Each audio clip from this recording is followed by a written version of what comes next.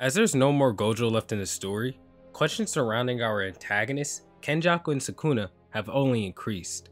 Questions such as who will stop them, how can they even be beaten without Gojo, and things of that nature.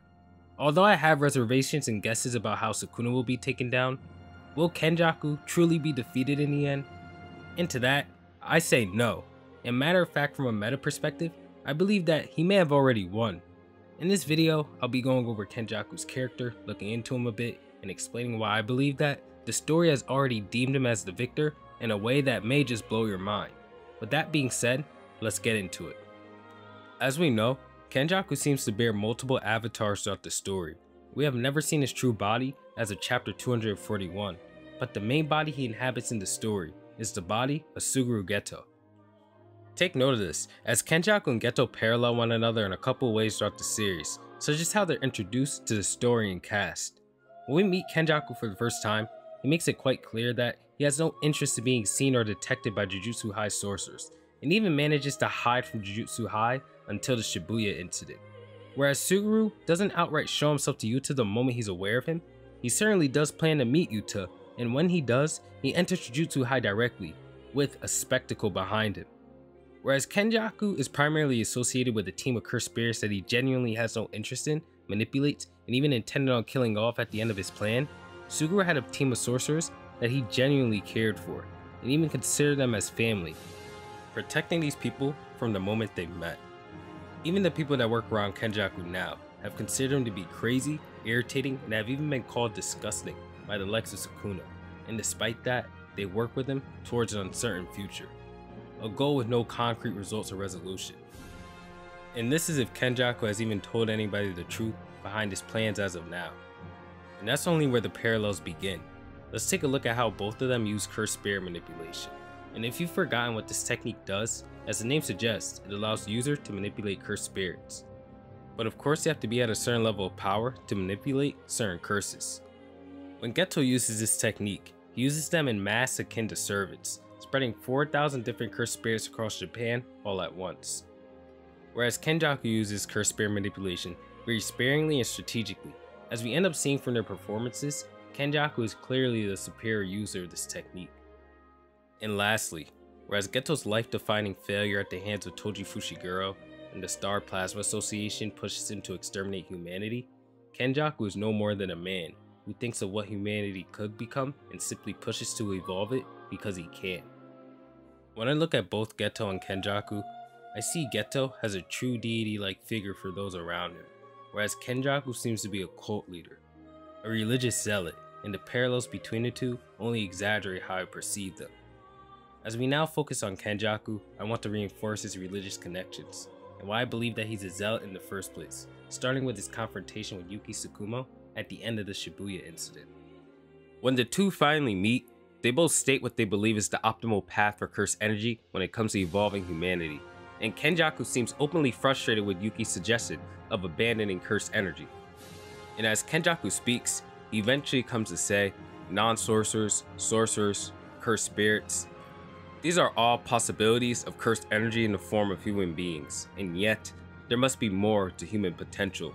I try to bring that forth myself, but that doesn't work. What I can create does not exceed the bounds of my own potential. The answer is always flickering darkly in chaos. Do you understand? What I should have created was chaos that even I cannot control. And when Kenjaku states this, he's stating that everything he's seen has not been enough to satisfy him, and that he must do more in order to obtain what lies beyond humanity. Kenjaku has come to the conclusion long ago that what he must do is create an organism that cannot be controlled by a mere human such as himself. Something that is within the concept of chaos, unpredictable, uncontrollable, something that cannot be described with human words, its existence being simply confusing at best. If it doesn't surpass every form of human that Kenjaku has seen in every way possible, then it'd be a failure. To add a bit of nuance to this statement, we know that Kenjaku is extremely passionate and will go to any lengths to manifest this being that transcends all, as he's even considered Mahito, who essentially was on the path to surpassing Sukuna, to be nothing but a mere tool in orchestrating his plans. And when he activates his domain expansion against Yuki, he states this to both her and Tengen. Tengen, I am not the same as you. I have lived through this 1,000-year tug of war between feuding giants, the capricious alliance and betrayals of this world of curses.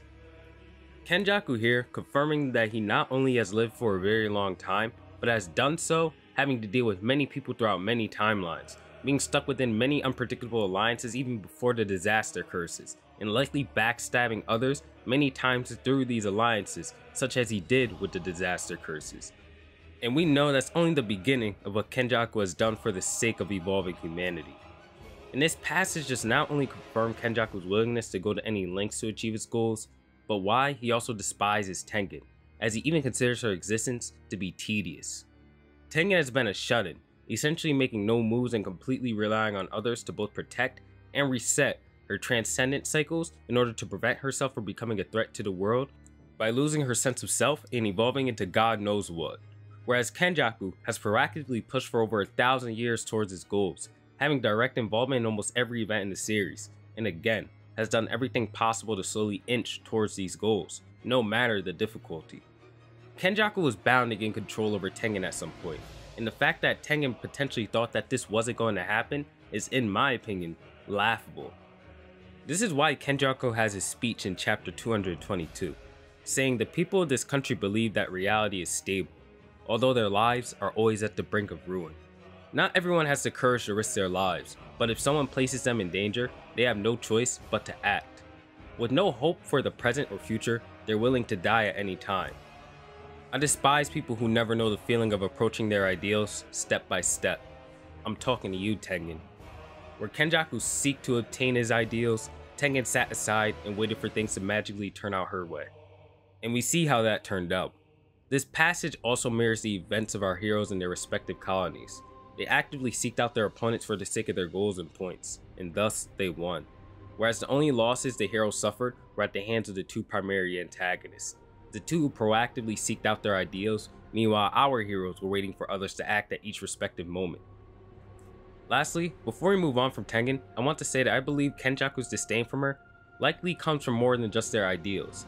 Kenjaku refers to Tengen as a friend in some instances, and I believe this plays a role in some of their interactions, because Kenjaku likely saw Tengen as a peer at some point, before she eventually fell behind him in terms of his own standards. He points out that she's not as proactive like he is, and the fact that he does point this out more than he really should probably insinuates that he's always wanted that from her at some point. To sum this part up, at the end of his and Tengen's conflict, he came out on top due to his ability to take initiative and action, unlike most in this world.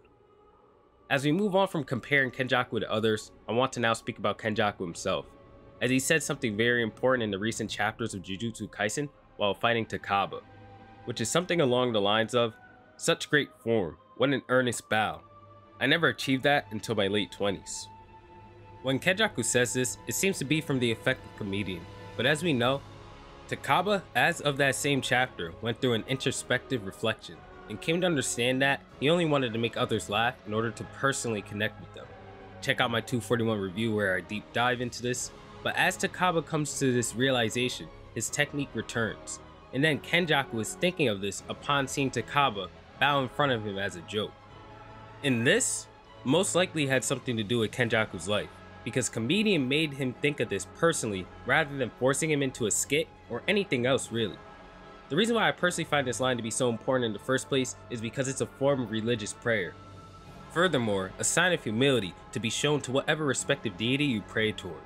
And as Kenjaku states that he didn't master his bow until his late 20s, it implies that Kenjaku in his first and true life may have prayed to a deity himself, and for a very long time, enough time to at least master his form of prayer.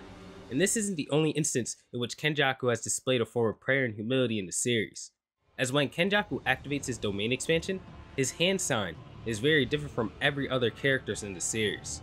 Whereas every character utilizes a mudra of a deity to express themselves to their deepest core, Kenjaku rejects this notion and uses a Hansha-gasho, one of the 18 basic hand signs of Buddhist teachings, representing no god, but simply prayer.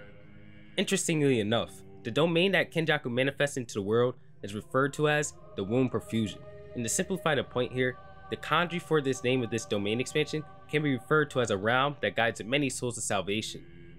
As Kenjaku has created the culling game, This event in which many people eliminate one another, unwittingly contributing to the manifestation of this merger, and his idea of enlightenment being the evolution of humanity through the optimization of cursed energy. You'd be able to see how this domain fits in perfectly. And shout out to the website in the description below, as all of the articles within it provide so much information about the characters from a native Japanese speaker themselves. As they say, actions speak louder than words, and in both of Kenjaku's serious fights, he's displayed a form of prayer in both. To sum this up, Kenjaku again seems to be no more than a religious zealot. He will do anything he must in order to manifest this deity into the world of Jujutsu Kaisen through the form of the merger. He is no more than a guide for the world to create a god, and this is why I believe that he's already won from the point he's obtained Tengen. This deity will be manifested no matter what. And lastly, before fighting Choso, he's asked, "What's in it for you? Why are you doing all of this?" And Kenjaku simply responds, "It just sounds fun, but I won't know whether or not it is until it's done." What if this conglomeration of cursed energy ends up looking like a funny face? Quickly explaining this quote, this seems as if, no matter what created by the Culling Game ritual, Kenjaku will be satisfied. I'd say this does go along with the mindset of a zealot, because I'm sure that they have no idea what their deity looks like, but they know that they must accept their deity's appearance or form, no matter what it is. This could be me reaching here, but it makes sense to me. If hypothetically, Kenjaku manages to eliminate all contestants within the Culling Game, the merger will be brought to life, simple as that. But what if Kenjaku were to fail doing this? How would the merger manifest then? Well, have we ever seen what happens when a binding vow is broken? Because as far as I know, the story has been keeping this hypothetical event hidden from us for a very long time, and choosing to barely speak about it. Maybe Gege hopes we've forgotten.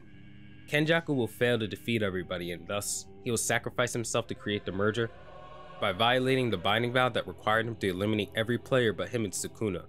This religious zealot becoming the final sacrifice for his deity to be born into the world. And this is how I believe that Kenjaku has already won.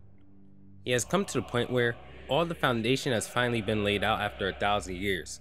And now, it simply depends on how clean he can execute his ritual for the manifestation of what lies beyond cursed energy. And he will complete this task, no matter what.